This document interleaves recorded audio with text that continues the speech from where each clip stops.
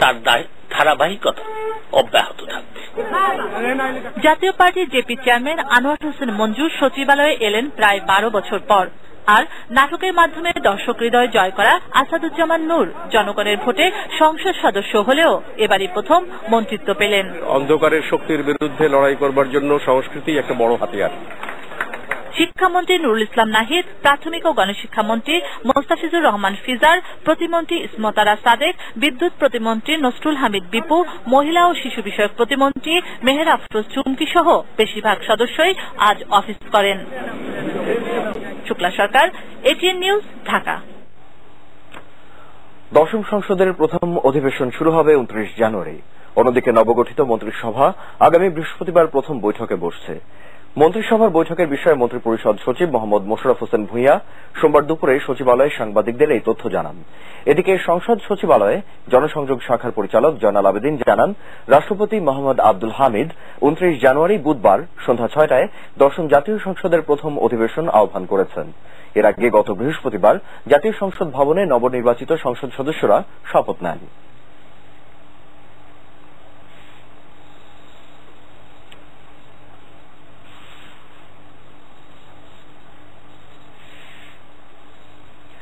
বঙ্গভবনে দেখা দিয়ে আবারও সাংবাদিকদের কাছ থেকে বিচ্ছিন্ন হলেন জাতীয় পার্টির চেয়ারম্যান হুসেইন মোহাম্মদ এরশাদ। তবে এই বিচ্ছিন্নতা নিজের না অন্য কারো ইচ্ছায় তা স্পষ্ট করেনি জাতীয় পার্টি। নিজের প্রেসিডেন্ট পার্কের বাসায় থাকলেও সাংবাদিকদের ধারে কাছে আসছেন না এরশাদ। এদিকে বিরোধী দলে থেকে মন্ত্রী হওয়া জাতীয় পার্টির নেতারা তাদের অফিস করতে শুরু করেছেন। বোরহানুল হক সম্রাটের রিপোর্ট। সম্মিলিত সামরিক হাসপাতাল থেকে তাকে বহন করা গাড়িটিও নিজের ছিল না এরশাদের। কিন্তু 12 জানুয়ারি নতুন সরকারের নতুন মন্ত্রিসভায় প্রথম কাতারেই বসেছিলেন তিনি। পরে জানা যায় প্রধানমন্ত্রীর বিশেষ দূত হিসেবে নিয়োগ পেয়েছেন জাতীয় পার্টির চেয়ারম্যান হুসেইন মোহাম্মদ এরশাদ। মন্ত্রীর পদমর্যাদা নিয়ে পরে আর সিএমএইচে নয়, টানা 30 দিন পর এরশাদ ফিরে গেলেন নিজের বাড়ি প্রেসিডেন্ট পার্কে। সকাল থেকে এই বাড়িতে নেতাকর্মীর ভিড় তাই বাড়তে থাকে। অসুস্থ এরশাদ কেমন আছেন জানতে চান সাংবাদিকরা। মন্ত্রণে দিলে তো আমাকেই দেওয়ার কথা, 1 নম্বর নাম থাকলে আমারই থাকা উচিত। দিলে আমাদের কয়েকজনকে দেওয়া উচিত ছিল, আর না দিলে না দিত। দেখা করার পরে একটু 2-1 মিনিট কথা বলবো, তারপরে বুঝতে পারবো যে কোন দিকে বাতাস, ওনার অবস্থা কিরকম। He is now alright, he can speak. অত্যন্ত ভালো আছেন, অত্যন্ত সুস্থ আছেন। সকাল থেকেই র্যাবের টহল চলছিল প্রেসিডেন্ট পার্ক ঘিরে। এর ভিতরে একে একে প্রেসিডিয়াম সদস্যরা এরশাদের দেখা পান। এর মধ্যে অনেকেই ছিলেন যারা এরশাদের নির্দেশে নির্বাচন থেকে মনোনয়নপত্র প্রত্যাহার করে নিয়েছেন, আর এরশাদ পরে হয়েছেন বিশেষ দূত। অন্য কোনো উপায় ছিল বলে আমি মনে করি না। তার কারণ হচ্ছে যে হয় তাকে জেলে থাকতে হতো, নাহলে এখানে আসতে হতো, দুটো একটা হতে হয়েছে। এখন সেখানে তো এই অবস্থা নিয়েছেন, এটা তো আর সকলেই বোঝে যে আজকে কি অবস্থায় উনি এখানে এসছেন। দলের চেয়ারম্যান কেন সাংবাদিকদের এড়িয়ে চলছেন? তিনি বিশেষ দূতের পদ গ্রহণ নাকি বর্জন করেছেন, প্রশ্ন ছিল মহাসচিবের কাছেও। এটা যে উপেক্ষা করছে এই কথা বলছে না, সেটাই জানতে চাচ্ছি আপনার কাছে। তিনি তো এমন কথা আমাকে বলেন নাই। তবে জাতীয় পার্টির মন্ত্রিসভার সদস্য হয়েছেন যারা, সকালে রওশন এরশাদের সাথে দেখা করেই তারা সচিবালয়ে যান। মন্ত্রী দপ্তরে বসে জানিয়েছেন কার্যকর বিরোধী দল হবার স্বপ্ন আছে তাদের। আমরা সংসদের থেকে কার্যকরী ভূমিকা রাখতে চাই, গঠনমূলক বিরোধিতা করতে চাই এবং সরকারেও গঠনমূলক কাজ করতে চাই। আমি যে দলই করি, আমি এখানে কোনো দলবাজি করতে আসিনি, দল করতে আসিনি। আমি আসছি দেশের মানুষের জন্য কাজ করতে, মাননীয় প্রধানমন্ত্রীর নির্দেশে। তবে সংসদের বিরোধী দলীয় নেত্রী রওশন এরশাদ সারাদিন বাসা থেকে বের হননি, কথা বলেননি সাংবাদিকদের সাথেও। বোরহানুল হক সম্রাট, এটিএন নিউজ, ঢাকা। নির্বাচনে যাচ্ছি না, নির্বাচনে না গেলে মানুষ থুতু দেবে, বেঈমান বলবে, কত কথাই না বলেছেন এরশাদ। হুমকি দিয়েছেন আত্মহত্যারও। পরে র্যাব তাকে নিয়ে গেছে সিএমএইচে। সর্বশেষ হলেন প্রধানমন্ত্রীর বিশেষ দূত। এটাই কি শেষ? বোরহানুল হক সম্রাটের আরো একটি রিপোর্ট। 2013 সালের বিভিন্ন সমাবেশ আর সাক্ষাৎকারে এককভাবে নির্বাচনে যাবার কথা বলেছেন কমপক্ষে 23 বার। অন্যত্র বলেছেন জোট করে নির্বাচনে যাবেন।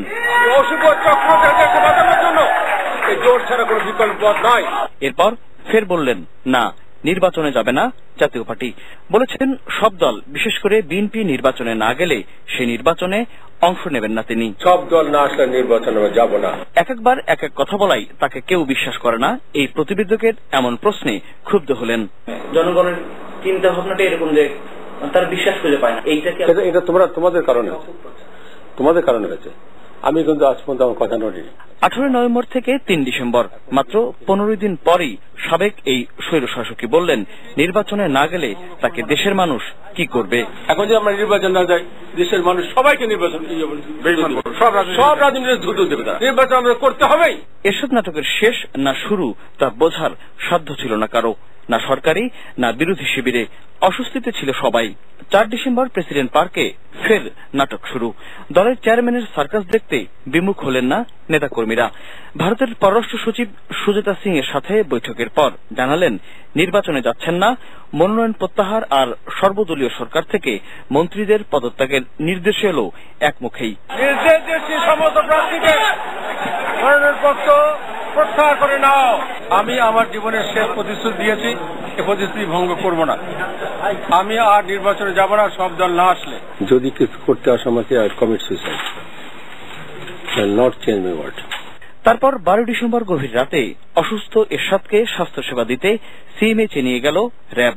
হাসপাতাল থেকেই হুঙ্কার ছাড়লেন নির্বাচনে যাচ্ছেন না তিনি। উদয় হলেন এরশাদের বিশেষ মুখপাত্র ববি হাজ্জাজ। ওনার মুখপাত্র হিসেবে আপাতত আমি কাজ করছি। 5 জানুয়ারি নির্বাচনে রংপুর থেকে জিতলেন, লালমনিরহাটে হারলেন। 11 জানুয়ারি জাতীয় সংসদে শপথ নিলেন গোপনে। টানা 1 মাস কথা বলতে পারেননি এরশাদ। রহস্য ডালপালা মিলেছে তার মতো করেই। হয়তো র্যাব আমাকে তুলে নিয়ে যাবে, কোথাও যে আমার স্টেটমেন্ট পরিবর্তনের চেষ্টা করবে। তাই 12 জানুয়ারির নতুন সরকারের মন্ত্রিসভার শপথ অনুষ্ঠানে যোগ দিতে উড়ে এলেন সিএমএস থেকে। এরপর শুধুই ইতিহাস। মন্ত্রীর পদমর্যাদায় প্রধানমন্ত্রীর বিশেষ দূত হলেন। আত্মহত্যার বদলে থুতু খাওয়ার আশঙ্কা মারিয়ে গাড়িতে উঠালেন জাতীয় পতাকা। সিএমএইচে নয়, টানা 30 দিন পর এরশাদ ফিরে গেলেন নিজের প্রেসিডেন্ট পার্কে। সম্রাট, এটিএন নিউজ, ঢাকা। চট্টগ্রামের বহুল আলোচিত 10 ট্রাক অস্ত্র মামলার রায় হবে 30 জানুয়ারি। চট্টগ্রাম মহানগর দায়রা জজ ও স্পেশাল ট্রাইব্যুনাল 1 এর বিচারক সোমবার বিকেলে এ ঘোষণা দেন। প্রায় 10 বছর ধরে মামলা চলা চাঞ্চল্যকর এই মামলায় প্রধান আসামিদের মধ্যে রয়েছেন জামায়াত নেতা মতিউর রহমান নিজামী ও সাবেক স্বরাষ্ট্র প্রতিমন্ত্রী লুৎফুজ্জামান বাবুল। চট্টগ্রামের বিশেষ প্রতিনিধি সমরেশ বৈদ্যের পাঠানো তথ্য ছবি নিয়ে একটি ডেস্ক রিপোর্ট। AK-47, উজি গান, রকেট লঞ্চার, গ্রেনেড সহ প্রায় বিপুল পরিমাণ অত্যাধুনিক অস্ত্র ও গোলাবারুদ চট্টগ্রামে CUFL জেটি ঘাটে খালাস করা হচ্ছিল 2004 সালের 1 এপ্রিল গভীর রাতে।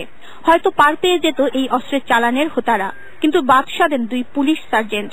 আর তারপরেই ঊর্ধ্বতন পুলিশ কর্মকর্তা সহ অন্যরা গিয়ে টাকাটক করেন। তারপর দিন 2 এপ্রিল চট্টগ্রামে আসেন তৎকালীন সরকারের মন্ত্রী, সামরিক কর্মকর্তারা। তারা সেদিন এসব অবৈধ অস্ত্র ও গোলাবারুদ আনার জন্য আওয়ামী লীগকে দায়ী করেছিলেন। গত তত্ত্বাবধায়ক সরকারের আমলে রাষ্ট্রপক্ষের আবেদনের প্রেক্ষিতে অধিকতর তদন্ত শেষে 2011 সালের 26 জুন সাবেক স্বরাষ্ট্র প্রতিমন্ত্রী লুৎফুজ্জামান বাবর, সাবেক শিল্পমন্ত্রী মতিউর রহমান নিজামী সহ নতুন করে আরো 11 জনকে আসামি করে চার্জশিট দাখিল করা হয়। অস্ত্র আটক মামলায় 50 জন ও চোরাচালান মামলায় 52 জন আসামির মধ্যে 12 জন আসামি পলাতক রয়েছেন। মামলায় 56 জন সাক্ষ্য দিয়েছেন। 2011 সালের 15 নভেম্বর আসামিদের বিরুদ্ধে চার্জ গঠন শেষে 29 নভেম্বর থেকে শুনানি শুরু হয়। সব শেষে এলো ঘোষণার আদেশ। যথাযথ শাস্তি আশা করছেন রাষ্ট্রপক্ষ। এই ট্রায়ালের মধ্যে আমাদের সাক্ষী যারা সাক্ষী এনে আমরা সাক্ষ্য প্রদান করেছি এবং এই সমস্ত সাক্ষ্য প্রমাণগুলো তথ্য সবকিছু ভিত্তি করে আজকে আমাদের সাক্ষ্য দেওয়া বন্ধ করেছি। ডিফেন্স আসামি পক্ষ আর্গুমেন্ট করেছেন, করে তারা আর্গুমেন্টটা সমাপ্ত করেছেন, যুক্তিতর্ক যাকে বলে, এটা সমাপ্ত করার পরে এখন অবভিয়াসলি এখন সময় হচ্ছে গিয়ে জাজমেন্ট দেওয়ার। তবে আসামি পক্ষের আইনজীবীদের দাবি সরকার পক্ষ কোনো সুনির্দিষ্ট প্রমাণ হাজির করতে ব্যর্থ হয়েছে। আসামিরা খালাস পাবেন বলেও তারা মনে করছেন। কোন সাক্ষী সুনির্দিষ্টভাবে বলতে পারেনি এই সাবেক সেনা কর্মকর্তাদের বিরুদ্ধে বা সাবেক মন্ত্রীদের বিরুদ্ধে যে ওনারা অস্ত্র আমদানি করেছেন, ওনাদের নিয়ন্ত্রণে অস্ত্রগুলো ছিল বা ওনারা এই অস্ত্র আমদানির সাথে জড়িত ছিল। জান্নাতুল মাওয়া, ডেস্ক রিপোর্ট, এটিএন নিউজ। বিচারপতি হাবিবুর রহমানের চিরবিদায়ের খবর। তিনি দিয়েছেন অনেক কিছু, দেবার ছিল আরো অনেক। সোমবার প্রয়াত বিচারপতি মোহাম্মদ হাবিবুর রহমানকে শ্রদ্ধা জানাতে গিয়ে এমন কথাই বললেন সবাই। সকালে কেন্দ্রীয় শহীদ মিনারে সর্বস্তরের মানুষ তাকে শ্রদ্ধা জানান। শ্রদ্ধা জানানো হয় সুপ্রিম কোর্ট প্রাঙ্গণেও। এরপর বনানী কবরস্থানে শেষ শয্যায় শায়িত করা হয় এই মৃত্যুহীন প্রাণকে। আমি কারোর পক্ষে না, আমি খুব চেষ্টা করছি নিরপেক্ষ থাকার, অনেক সময় পারি না। এই ছিলেন বিচারপতি হাবিবুর রহমান, যিনি সত্য বলতেন যেভাবে সত্য কথা বলতে হয়, যার পুরোটা জীবন শুধুই অন্যায়ের বিপক্ষে দাঁড়িয়ে সত্য ও ন্যায়ের পক্ষে কথা বলা, প্রজ্ঞা আর দৃঢ়তা দিয়ে দেশকে সংকট মুহূর্তে পথ দেখানো। সাবেক প্রধান বিচারপতি ও তত্ত্বাবধায়ক সরকারের সাবেক উপদেষ্টা হিসেবেই তিনি সাধারণ মানুষের কাছে বেশি পরিচিত। কিন্তু কজনই বা জানেন 1952 সালের 21শে ফেব্রুয়ারি রাষ্ট্রভাষা আন্দোলনের প্রথম যে 10 জন 144 ধারা ভেঙেছিলেন, তিনি ছিলেন তাদেরই একজন। প্রধান বিচারপতি হিসেবে তিনি যতটা ন্যায়নিষ্ঠ, ততটাই দৃঢ়তায় প্রধান উপদেষ্টা হিসেবেও 1996 সালে জাতীয় নির্বাচনে অপশক্তির কাছে মাথা নত না করে দেশকে বাঁচিয়েছেন মহাসংকট থেকে। কিংবা একজন কবি, প্রাবন্ধিক বা শিক্ষাবিদ হাবিবুর রহমানকে কজনই বা জানেন জানার মতো করে? গত 11 জানুয়ারি রাতে মারা গেলেন এই অনুকরণীয় ব্যক্তিত্ব, যিনি এরই মধ্যে অনেকের কাছেই জাতির অভিভাবক। সোমবার সকালে গুলশানে তার বাড়িতে গিয়ে তার প্রতি শেষ শ্রদ্ধা জানালেন প্রধানমন্ত্রী শেখ হাসিনা। প্রধানমন্ত্রীর সঙ্গে তার ছোট বোন শেখ রেহেনাও উপস্থিত ছিলেন। এরপর কাফনের কাপড়ে মোড়া নিথর বিচারপতি হাবিবুর রহমানকে সর্বসাধারণের শ্রদ্ধা জানাতে নিয়ে আসা হয় কেন্দ্রীয় শহীদ মিনারে। মৃত্যু যার বয়স থামিয়ে দিয়েছে ঠিক 85 বছর বয়সে। অন্য কারো ক্ষেত্রে এই মৃত্যু হয়তো পরিণত বয়সে শোকের হলেও অনেকটা হয়তো স্বাভাবিক। তারপরও বিচারপতি হাবিবুর রহমানের মৃত্যুর খবরটি সবার কাছেই কেমন যেন আকস্মিক। এখনো দেবার অনেক কিছু বাকি ছিল, এমন শোকে পুরো জাতি যেন কেমন শোকাভিভূত। তিনি জাতির একজন শিক্ষক হিসাবে চিরস্মরণীয় হয়ে থাকবেন। রবীন্দ্রনাথ নিয়ে অনেক লেখা আছে, এই সব মিলিয়ে বাংলা ভাষা ও সাহিত্যের প্রতি ওর যে দরদ, তার পরিচয় আমরা পাই। তাকে আলোর দিশারি হিসাবে পেয়েছি। সুতরাং আজকে তার পরলোক গমনের মধ্য দিয়ে একটা বড় শূন্যতার সৃষ্টি হলো, যেটা সহজে পূরণ হবার নয়। আমাদের অভিভাবককে হারিয়েছি, আমাদের পিতৃতুল্য একজন মানুষকে আমরা হারিয়েছি। সেখানে শেষবারের মতো সর্বস্তরে মানুষের ভালোবাসায় সিক্ত হন এই মৃত্যুহীন প্রাণ, যেখানে সমাজের উঁচুতলার মানুষ থেকে একেবারেই সাধারণ, মিলেমিশে একাকার। আমি এটা মনে করি যে তার মৃত্যু আমাদের জন্য অতুলনীয় ক্ষতি হয়ে গেল। বাংলাদেশকে নীতির দিকে ক্রমাগত নিয়ে যাওয়ার জন্য বিচারপতি হাবিবুর রহমানের এখনো অনেক দেওয়ার ছিল। উনি যা করেছেন সেটা বাংলাদেশের ইতিহাসে অত্যন্ত উজ্জ্বল ভাবে লেখা থাকবে। বিচারপতি হিসেবে একটা বিশ্বাসযোগ্যতা তিনি তার কর্মের মাধ্যমে অর্জন করতে পেরেছিলেন। শহীদ মিনার থেকে তার মৃতদেহ নিয়ে আসা হয় তার দীর্ঘদিনের কর্মস্থল নামাজে জানাজা। আমরা সবার কাছে আপনাদের অনেক কৃতজ্ঞ।